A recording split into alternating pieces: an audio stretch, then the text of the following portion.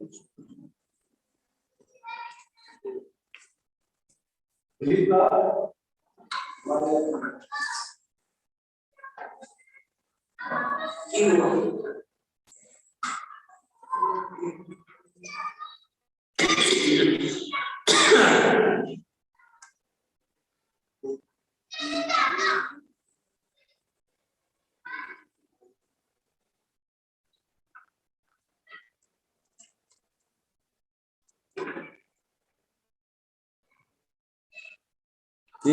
बराबर हो 7 वाला। हाँ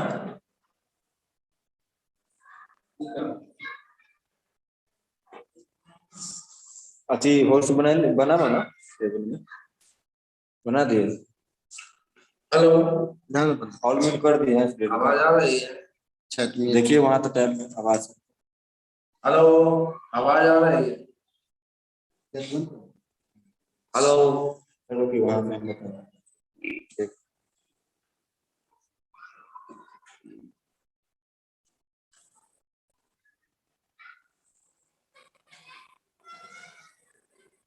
सेवन 8 है सर का 8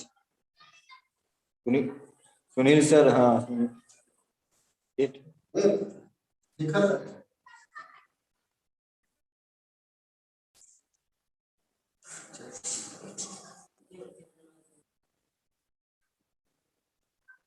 सब चालू करवा।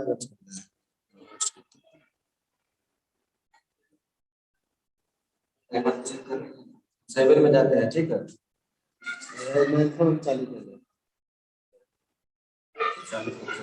गेट वाला चेक कर लीजिए। हेलो,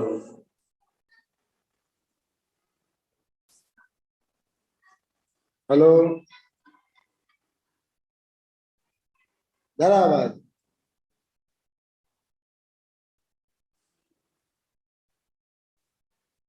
हाँ हाँ हेलो पेट में ठीक है।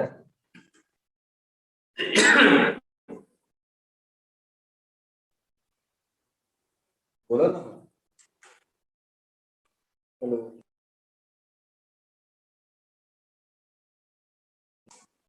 ठीक बात ठीक। हाँ, क्लास 8 के बच्चों, good morning to all of you. इसके पहले हम लोगों ने सब नेचुरल फेनोमेनन पे कुछ बात हुई थी हमारी। हमने कुछ बताया था चार्ज के बारे में, और यहाँ पर कुछ ऐसे ऐसे शब्द मैंने बताए थे जो अभी आपको सुनना भी नहीं था, फिर भी उसकी चर्चा मैंने किया था। Electron, proton, neutron, atoms, molecule, ये सब वही सब चीजें थी। इसके पहले के क्लास में हमने आपको बताया था कि कोई भी ऑब्जेक्ट क्यों चार्ज हो जाती है। इलेक्ट्रिसिटी में चार्ज क्या होता है?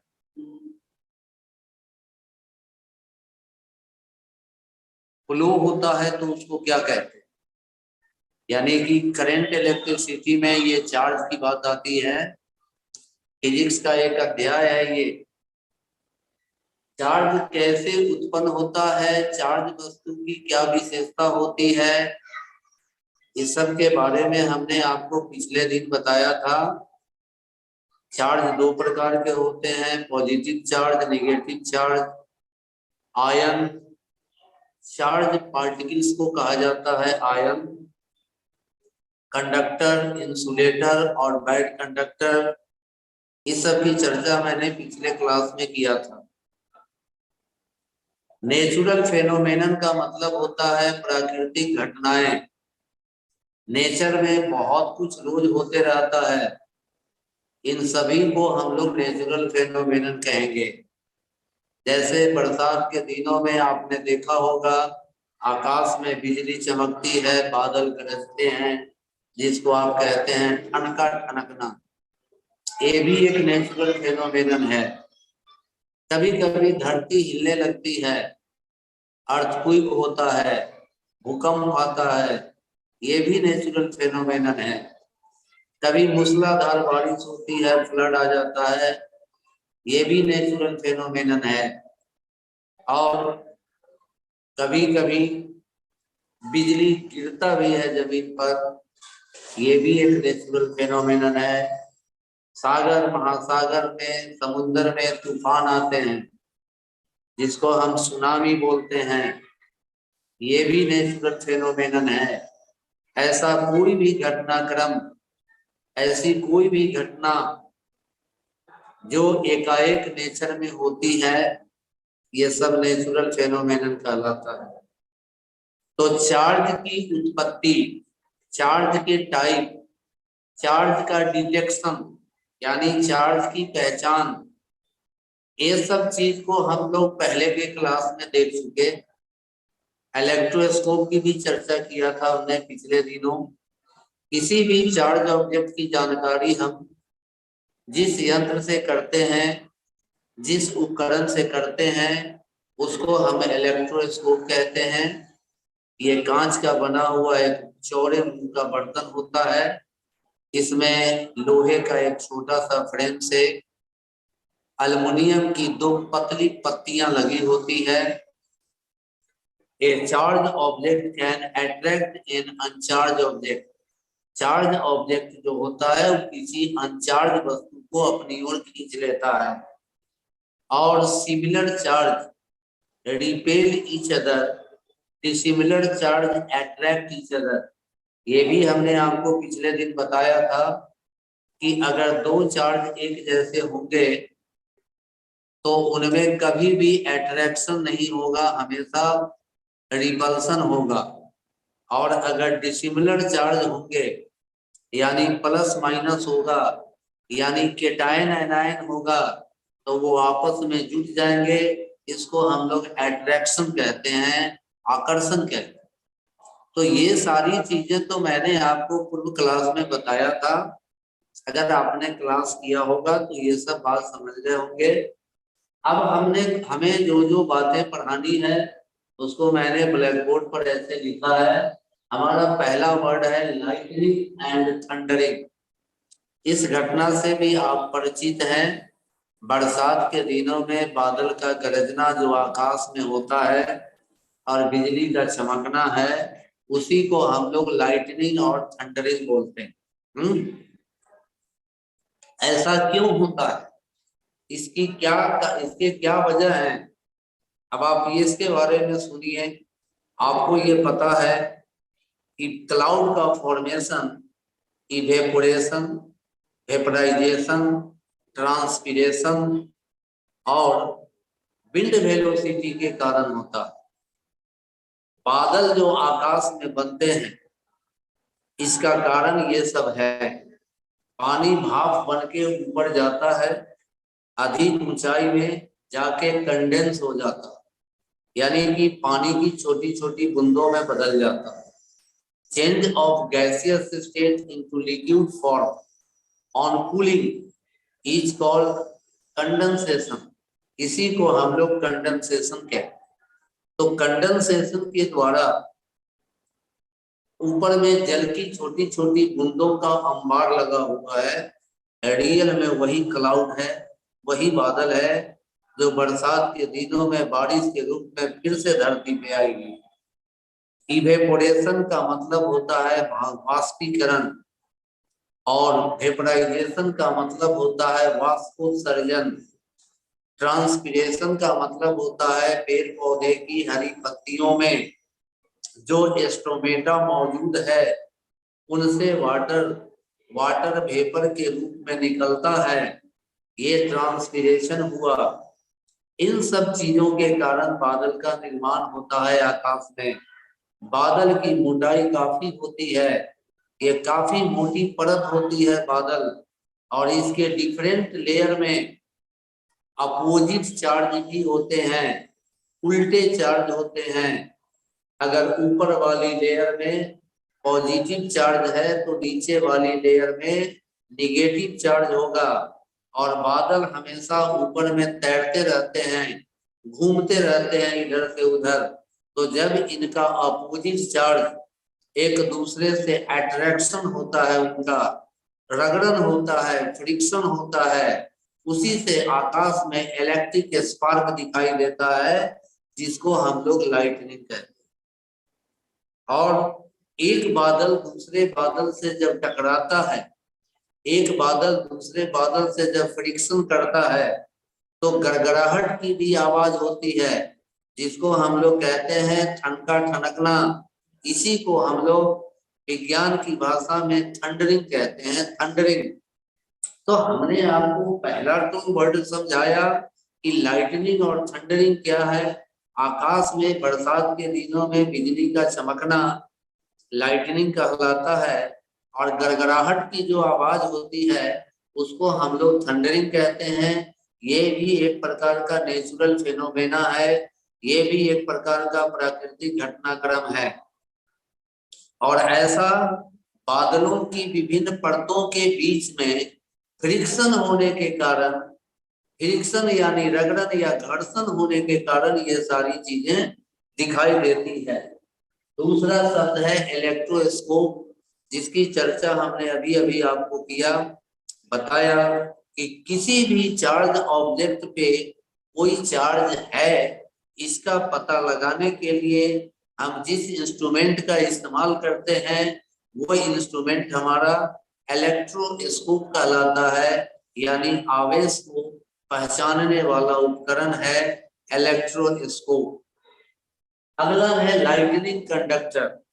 जो बड़ी बड़ी बिल्डिंग है, काफी ऊंची बिल्डिंग है, 10 तल्ला हो, 12 तल्ले का बिल्डिंग हो, तो बिजली का गिरना जो है, इलेक्ट्रिकल स्पार्क जो धरती की ओर आती है, और अक्सर बरसात के दिनों में बिजली के गिरने की घटना हमको सुनने को मिलता है।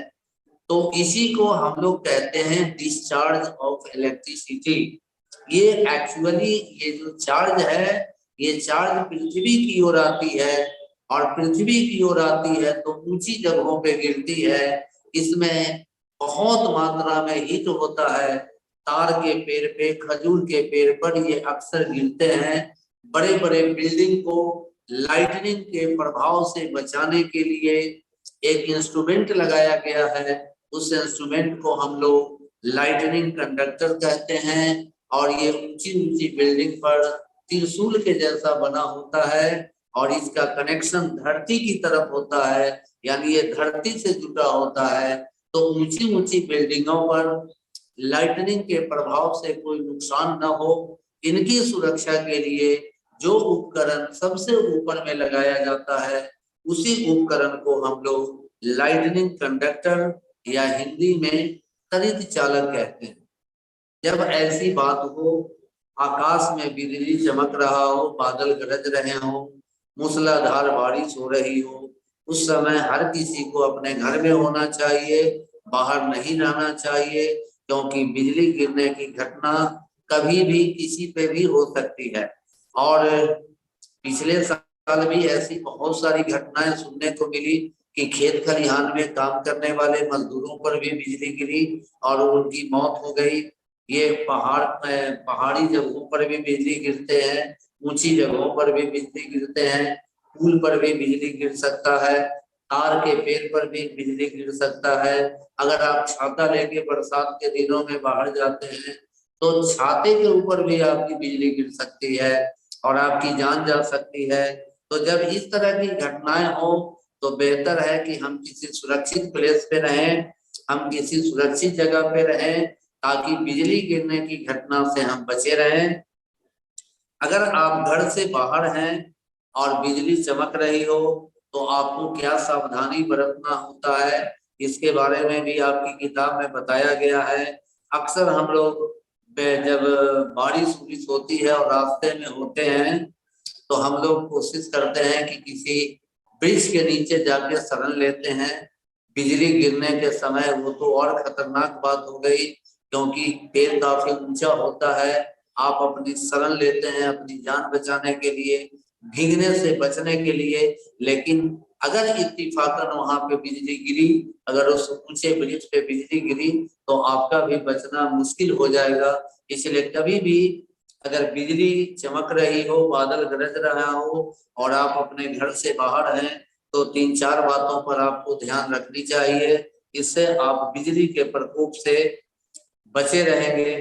टेक शेल्टर अंडर ए स्मॉल ट्री, अगर आपको रुकना ही है तो किसी छोटे वृक्ष के पास खड़े हो जाएंगे, बड़े वृक्ष के पास खड़े होने का खतरा कई गुना ज्यादा होगा। छोटे वृक्ष के नजदीक ये खतरा कम जाएगा। अगर आपको ज्यादा जरूरी हो कि हम बारिश में भीग रहे हैं तो किसी छोटे मोटे वृक्ष के नीचे आप आश्रय ले सकते हैं।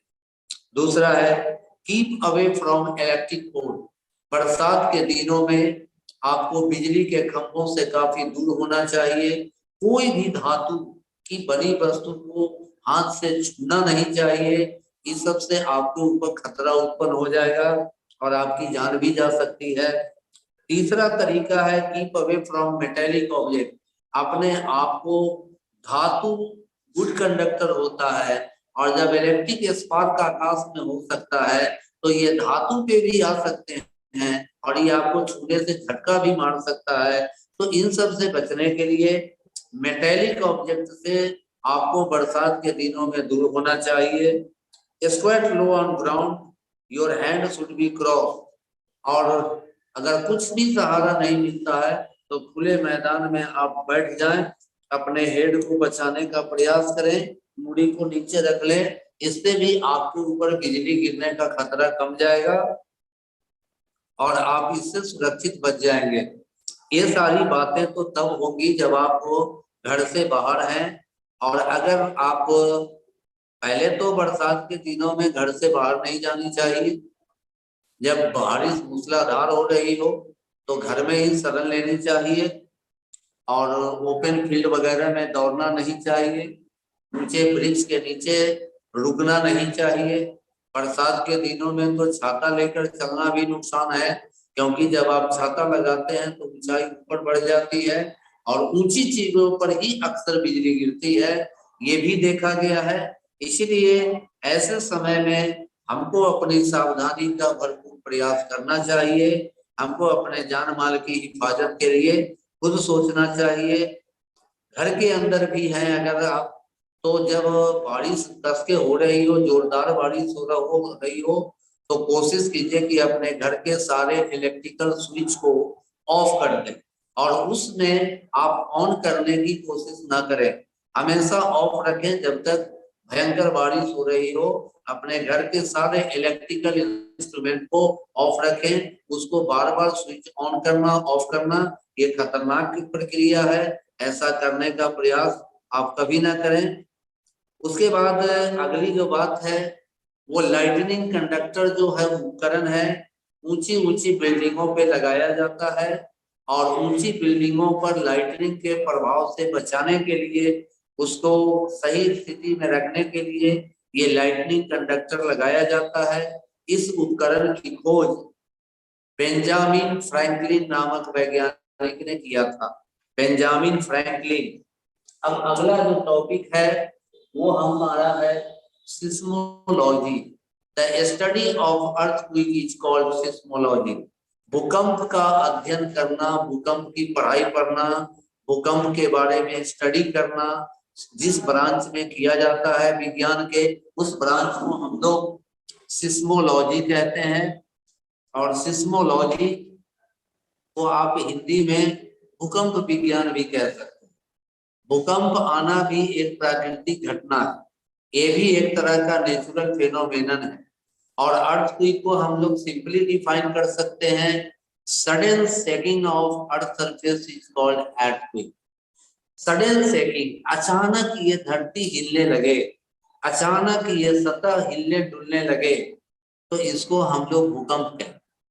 और भूकंप बहुत कम समय के लिए होता है, ये ज्यादा से ज्यादा 25 से 30 सेकंड के लिए चलता है ये, और इतना ही देर में काफी नुकसान हो जाता है।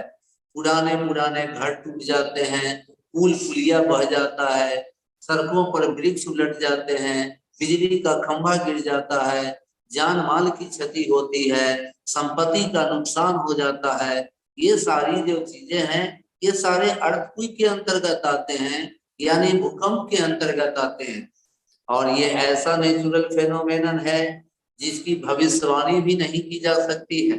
एक यही नेचुरल फेनोमेनन है जिसके बारे में पहले से किसी को पूर्व अनुमान नहीं रहता है कि भूकंप कब आएगा, कहाँ आएगा, कौन से शहर में आएगा। इसके बारे में आज तक विज्ञान को कुछ पता नहीं चला है। समुद्री तूफान की जानकारी हो सकती है, समुद्र में तूफान आएंगे इसकी सूचना 1-2 दिन पहले दे दी जाती है, भयंकर बारिश होगी इसकी सूचना दी जा सकती है, तूफान आ रहा है इसकी सूचना दी जा सकती है, मगर भूकंप कब आ रहा है इसकी सूचना कोई नहीं दे सकता। It can not be predicted, इसका पहले से पूर्वानुमान नहीं लगाया जा सकता कि भूकंप कहाँ आएगा, किस कोने में आएगा, कब आएगा, कितने पावर का भूकंप होगा, इंटेंसिटी क्या होगी इसकी, ये कितना नुकसान करेगा। अक्सर कहा जाता है कि पृथ्वी पर भूकंप रोज आता है, डेली आता है, 10, 20, 30, 40 भूकंप रोज आते हैं पृथ्वी पर, लेकिन इनकी तीव्रता, इनकी इंटेंसिटी इतनी कम होती है कि ये हमको पता भी नहीं चलता कि कब पृथ्वी हल्का डोल गई, कब इधर उधर थोड़ा सा हो गई। वैज्ञानिकों का कहना है कि पृथ्वी के अंदर बड़े बड़े स्टोनी प्लेट है, पत्थर के बने हुए बड़े बड़े प्लेट हैं, काफी लंबा चौड़ा विस्तृत, काफी दूर तक फैला हुआ इतना बड़ा बड़ा प्लेट है, इतना बड़ा बड़ा ये चट्टान है कि इस पर कई देश हैं, कई महादेश अवस्थित हैं, और ये प्लेट जो है ये पूरे पृथ्वी के अंदर मतलब फैला हुआ है, विस्तृत है। अगर हम पृथ्वी के इंटरनल स्ट्रक्चर की बात करें, जैसा आपकी किताब में दिया गया है, अगर आपने सामने किताब खोल रखी है तो आप देख सकते हैं पेज नंबर 168 में पृथ्वी को अंदर तक काट के दिखाया गया है, एक गेंद को काटा गया है। हमारा पृथ्वी तो भी तो एक गेंद की तरह है, तो जैसे हम अगर गेंद को काटते हैं, किसी बॉल को काटते हैं तो हमको उसके अंदर कुछ नहीं मिलता, उसको हवा भरी होती है। लेकिन अगर पृथ्वी जैसे गेंद को काट के देखा जाए तो इसमें 3 पार्ट आपको दिखाई देते हैं। सबसे ऊपर का जो पार्ट है जिस पर हम लोग रहते हैं, जिस पर हम लोग का घर मकान है, जिस पर वृक्ष है, फूल फुलवाड़ी है, बाग बगीचा है, सड़क है, इस पार्ट को हम लोग क्रस्ट है, CRUST क्रस्ट बोला जाता है। उससे थोड़ी गहराई पे जाएंगे और गहरे जाएंगे तब जो पार्ट मिलता है पृथ्वी का उसको हम लोग मेंटल कहते हैं। और सबसे अंदर यानी कि करीब यहाँ से धरती की सतह से 6500 किलोमीटर अंदर अगर हम जाएंगे तो वो पृथ्वी का सेंटर होगा, और उस पार्ट को हम लोग कोर बोलते हैं। कोर ये इतना गर्म है, कोर पार्ट इतना गर्म है कि वहां पे हर धातुएं, लोहा, सोना, चांदी, तांबा, कुछ भी पिघली हुई अवस्था में मिलेगी, लिक्विड रूप में मिलेगी, या ठोस रूप में कभी नहीं मिलेगी। तो अंदर पृथ्वी के कोर पार्ट में मतलब इंटरनल पार्ट में इतनी भयंकर गर्मी है, इतना ज्यादा हीट है कि इनसे गैसें निकलती रहती है, और ये गैस अपना निकलने का रास्ता ढूंढती है। तो जिस जगह का प्लेट कमजोर होता है या जिस जगह का प्लेट हल्का होता है, तो ये नीचे की गैस जब ऊपर की ओर धक्का मारती है, ऊपर निकलना चाहती है, तो ये प्लेट को हिला डुला देती है। इसी को हम लोग अर्थक्वेक कहते हैं, इसी को हम लोग भूकंप बोल सकते हैं, यही कहलाता है भूकंप। और भूकंप के आने की भविष्यवाणी कोई कर नहीं सकता है। आप अपने घर में सोए हैं, उस समय भी भूकंप आ सकता है, आप सड़क पे चल रहे हैं, दिन हो या रात हो, कभी भी भूकंप आ सकती है। और भूकंप कितने तीव्रता का है, कितने इंटेंसिटी का है, इसकी शक्ति क्या थी, इसका मेजरमेंट हम लोग जिस उपकरण से करते हैं वो 2 प्रकार का उपकरण है। एक को कहा जाता है सिस्मोग्राफ और दूसरे को कहा जाता है रिक्टर स्केल। ये उपकरण हमारे देश के प्रयोगशालाओं में लगा है, और जब कभी भूकंप आती है तो ये खुद ही रिकॉर्ड कर लेता है, नोट कर लेता है कि ये कितने पावर का भूकंप आया है। जनरली जो लो पावर के भूकंप होते हैं, लो इंटेंसिटी के भूकंप होते हैं, वो कुछ ज्यादा नुकसान नहीं करता है। लेकिन अगर इंटेंसिटी 7 से ऊपर होगी, 7.4 हो जाए, 7.5 हो जाए, 7.6 हो जाए, 7.8 हो जाए, तो इसको कहा जाता है हाई इंटेंसिटी का अर्थक्वेक आया। ये इसकी तीव्रता ज्यादा है, इसकी शक्ति ज्यादा है, और ये बड़े पैमाने में नुकसान करेगा। इसमें घर मकान टूट सकते हैं, लोग मलबे के नीचे दब सकते हैं, उनकी मौत हो सकती है, वृक्ष उलट सकते हैं, टेलीफोन का खंभा, बिजली का खंभा अस्त व्यस्त हो सकता है, आवागमन का परिचालन विधिवत तरीके से नहीं हो सकता है, और इसमें अपार जनधन की हानि होती है, हमारे संपत्ति का भी नुकसान होता है, और जीव जंतुओं का भी भयंकर नुकसान होता है। अर्थक्वेक जब आता है तो समुद्र में भी तूफान आते हैं, समुद्र में भी सुनामी आ जाता है, वहां जलीय जीव जंतुओं के जीवन पे खतरा पैदा हो जाता है। तो ये सारी बातें जो आती है, इसी को हम लोग, ये सब जो होता है ये सब कहलाता है भूकंप, यानी अर्थक्वेक कहलाता है।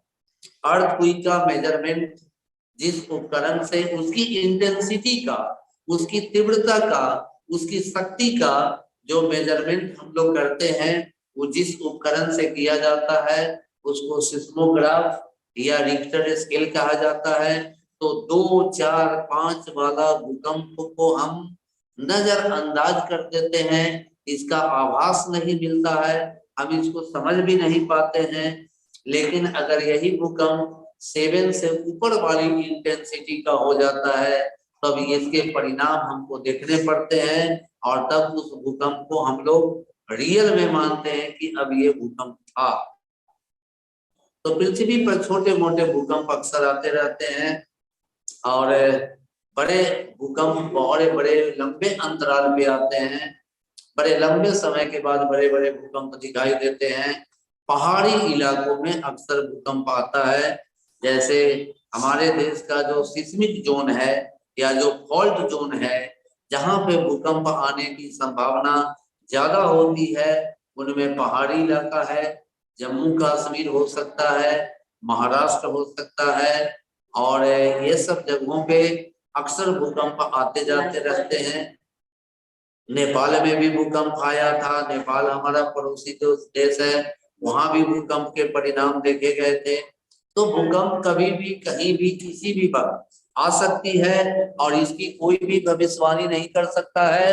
लेकिन हाँ, भूकंप से बचाव के उपाय किए जा सकते हैं। आजकल तो नए नए टेक्नोलॉजी के मकान बनाए जा रहे हैं, जो बिल्डिंग बनाया जा रहा है उसमें भूकंप के प्रति भी प्रतिरोधी मकान बनाए जा रहे हैं। ऐसे ऐसे मकान इंजीनियर लोगों ने इजाद किया है, बनाया है, जिस पर भूकंप का असर नहीं होता है, काफी मजबूती से वो मकान बनाए जाते हैं। ऐसे मकान के भूकंप में टूटने फूटने का खतरा या ध्वस्त होने का खतरा नहीं रहता है। तो जब कभी भी भूकंप आए और जब आप जगे हों, अगर सोए हो तो खैर तो आपके जगते जगते भूकंप बहुत कुछ कर डालेगा, लेकिन अगर आप जगे हो तो कोशिश कीजिए, अगर आप घर में हो तो कोशिश कीजिए कि भूकंप आवे तो हम किसी टेबल के नीचे चले जाएं, चौकी के नीचे चले जाएं, बेड के नीचे चले जाएं, सर पे अपना पिल्लो रख लें, तकिया रख लें। हमको सबसे पहले अपने हेड को इंज्योर होने से बचाना है।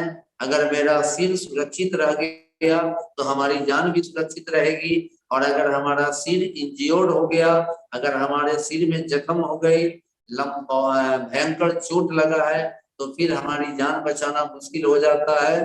तो अगर आप घर में हैं तो आप घर में कमरे के कॉर्नर में खड़े हो जाइए, या चौकी के नीचे आ जाइए, या पलंग के नीचे आ जाइए, या टेबल के नीचे आ जाइए, और कोशिश कीजिए कि अपने सर पे हम तकिया रख लें। तकिया रख लेंगे तो अगर कोई मलबा ऊपर से गिरता भी है तो कम से कम हमारा सिर जो है सुरक्षित रहेगा, और जब हमारे सिर सुरक्षित होंगे तो हम भी सुरक्षित रहेंगे। तो ये सब उपाय लगा के हम लोग भूकंप से घर के अंदर बच सकते। अगर आप बाहर घूम रहे हो, किसी पार्क में हो, किसी खेत खलिहान में हो, और उस समय अगर भूकंप आ जाए तो आपको किसी पेड़ के नीचे सहारा लेने की जरूरत नहीं है। पेड़ के नीचे जाना बहुत ही बुरी बात। पेड़ के नीचे जाएंगे, अगर वो पेड़ ही आपके शरीर पे गिर जाएगा तो आप क्या?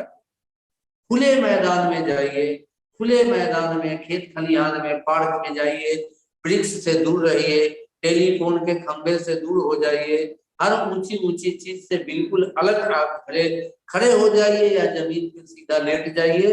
तो इससे भूकंप से होने वाले जो नुकसान है उससे आप बच जाएं। आपकी किताब में भी इसके बारे में बताया गया है कि भूकंप से अपनी बचाव हम कैसे करें, है ना। इसके बाद seismograph, seismic zone, AP centre और फोकस। होता क्या है कि भूकंप इस पृथ्वी के किसी खास जगह पे होती है, वहां से ये शुरू होती है। तो जिस स्थान से, जिस बिंदु से, पृथ्वी के जिस पार्ट से ये भूकंप शुरू होगा, इसकी तरंग, इसका वेव का असर काफी लंबा दिशा में होगा। इसका जहां पे ये होगा वहां तो इसकी इंटेंसिटी काफी ज्यादा होगी, और जितना दूर चलते चले जाएंगे इसकी इंटेंसिटी कमती जाएगी। तो जहां पे भूकंप का बिंदु है, जो मेन सेंटर है, उस सेंटर को हम लोग फोकस करें। और उस सेंटर के ठीक ऊपर, मान लीजिए धरती के इस जगह पे भूकंप उठा है और इसके ऊपर का जो इलाका है, क्षेत्र है, उसको हम लोग एपी सेंटर बोलेंगे। और इससे जितना दूर हटते जाएंगे उतना ही ज्यादा भूकंप का प्रभाव कमता जाएगा, उतना ही ज्यादा भूकंप का असर कमते जाएगा। यहाँ जितनी जोरदार तरीके से धरती हिली है, यहाँ से 10,000 किलोमीटर किसी भी दिशा में चले जाएं, उत्तर चले जाएं, दक्षिण चले जाएं, पूरब चले जाएं, पश्चिम चले जाएं, तो 10,000 किलोमीटर की दूरी पर इसका असर कम होगा। और जहां पे ये उठता है वहां पे इसका असर ज्यादा होता है। और केवल ये धरती का प्लेट के हिलने से होता है, यानी सिस्मिक प्लेट जो है, या जहां पे फॉल्ट है, जहां के प्लेट कमजोर हैं, हल्के हैं, जहां के प्लेट में दरार है, इसी जगह से ये जो गर्म गर्म गैसें हैं पृथ्वी के अंदर से निकलती है, इसी जगह से ये निकलने का प्रयास करती है। जैसे गर्मी के दिनों में आपके साइकिल की ट्यूब वहीं फटेगी जहां पे कमजोर हो, उसी जगह पे वो साइकिल का ट्यूब आवाज करेगा। तो इसी तरीका से भूकंप जो आता है फॉल्ट जोन में आता है, उस जोन में आता है, उस जगह पे आता है जहां का प्लेट हल्का होगा, जहां के प्लेट में पहले से दरार होंगे, जहां से गैस के निकलने का रास्ता बन सकता है। या कभी कभी वॉल्केनो की इरप्शन से भी, आपने वॉल्केनो भी का नाम भी सुना होगा, हिंदी में ज्वालामुखी कहते हैं। पृथ्वी के अंदर हीट है नहीं तो फिर ज्वालामुखी कैसे निकलता है? पृथ्वी के अंदर से गरम गरम लावा, गरम गरम धुआं, आग, ये सब कहाँ से निकलता है धरती के ऊपर से? ये ज्वालामुखी से है। इसको हम लोग वॉल्केनिक इरप्शन बोलते हैं। तो जब आपने वॉल्केनिक इरप्शन देखा और समझा कि वॉल्केनिक इरप्शन होता है, तब तो आपको ये समझने में दिक्कत नहीं होगी कि पृथ्वी की अत्यंत गहराई में, यानी कि सेंटर में काफी हीट है, काफी मात्रा में उष्मा ऊर्जा है, और इसी उष्मा ऊर्जा का परिणाम है कि धरती कभी कभी हिलने लगती है। जब गैस का जमाव पूर्ण पार्ट में ज्यादा हो जाएगा, यानी कि गैस का जमाव जब मेंटल पार्ट में ज्यादा होगा, तब ये धरती के प्लेट को झकझोर देगी, और इसी को हम लोग भूकंप कहेंगे। और इससे बहुत बड़ा जान और माल और संपत्ति का भयंकर नुकसान होता है। तो आज की बात में हमने ये बताया आपको, ये सब कुछ नेचुरल फेनोमेनन हैं जो हमारे लिए काफी नुकसानदायक होते हैं। उत्तरकाशी, गुजरात, कश्मीर, आंध्र प्रदेश, ये सब जो हमारे देश के राज्य हैं, ये सब सिस्मिक जोन में आते हैं, ये सब फॉल्ट जोन में आ सकता है। लेकिन इसका असर काफी लंबा होता है, काफी दूर तक होता है। और इसके झटके बड़े दूर तक सभी दिशाओं में महसूस किए जाते हैं। यही सब बात है। आपकी किताब में एक चार्ट भी बनाया गया है और ईस्वी सन भी बताया गया है। देखिए 20-10-1991 को उत्तरकाशी में एक भूकंप आया था, जिसमें का रिक्टर स्केल पर जिसकी इंटेंसिटी 7 मापी गई थी। तो ये आया था। गुजरात में भी आया था 2001 में, जनवरी के महीने में भूकंप आया था। इसकी इंटेंसिटी 7.7 मापी गई थी। इंडियन ओशियन में भूकंप आए थे 2004 में। इसकी इंटेंसिटी 9.1 मापी गई होगी। सोचिए अगर समुद्र में भूकंप आया होगा तो पानी कितना ऊपर उछला होगा, इसका अनुमान आप लगा सकते हैं। और यही कहलाता है सुनामी। ये सुनामी से जलीय जीव जंतु समुद्र तटीय इलाकों पर काफी बड़ी मात्रा में नुकसान होता है। कश्मीर में 2005 में भूकंप आया था। अंडमान न्यूजीलैंड में भी भूकंप आते हैं, उसकी भी इंटेंसिटी 2009 में आया था। उसकी इंटेंसिटी थी 7.7। तो जब कभी भी भूकंप 7 से ऊपर होगी तो ऐसे भूकंप को हम समझ भी सकते हैं। ये भूकंप में धरती हिलती है, इस भूकंप में घर और मकान गिर जाते हैं। लेकिन 7 से नीचे वाला जो इंटेंसिटी का भूकंप होता है वो भूकंप हमारे लिए ज्यादा नुकसानदायक नहीं होता है। और इस तरीका से आज की क्लास में हमने आपको ये सारी बातें समझा दिया।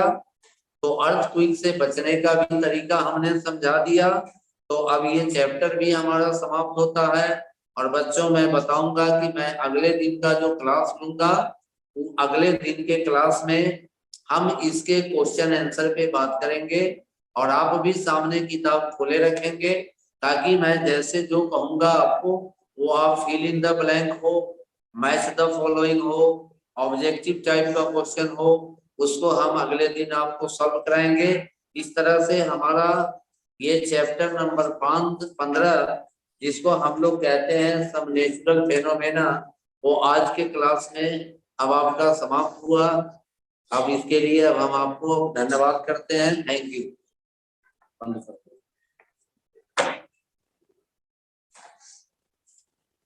कर दो।